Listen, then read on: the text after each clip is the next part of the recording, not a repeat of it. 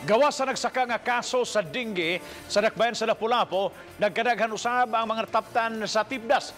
Lausa sa mga biktima ang 5 anyos o 5 ka 5 ka buwan nga masuso sa barangay Ibo. Si Luan Mirondina sa exclusive report.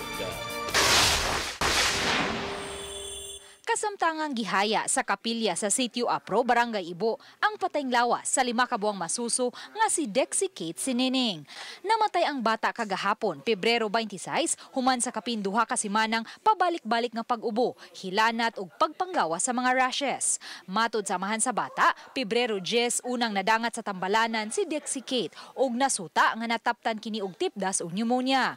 Human sa 7 ka adlaw nga pagka-admit sa hospital, nigawas na sila apan may mga tambal nga gihatag ang tambalanan aron ipainom sa bata. 25 sa kuan. Ayang dagburot-burot diri na naabot na sa naong.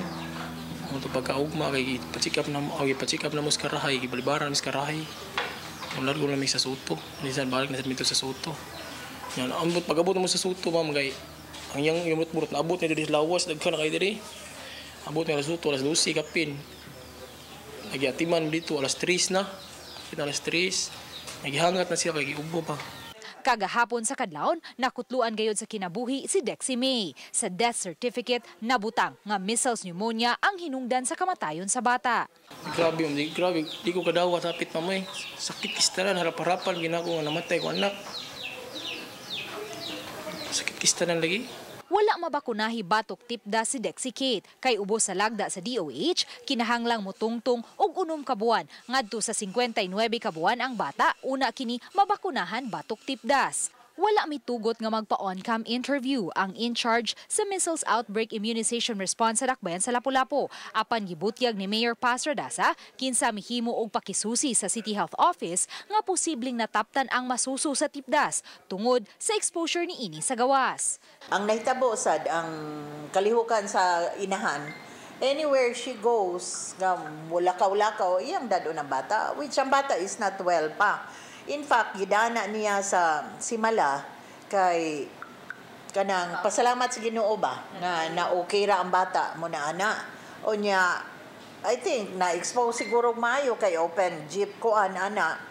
So pagbalik, damurag ang bata is gipainom na sa tambal. I think not feeling well. Gikonfirmar usab ni Ibo Barangay Captain Mary Jane Kahilog nga si Dexy pa lang ang 11 kaso sa tipda sa ilang barangay.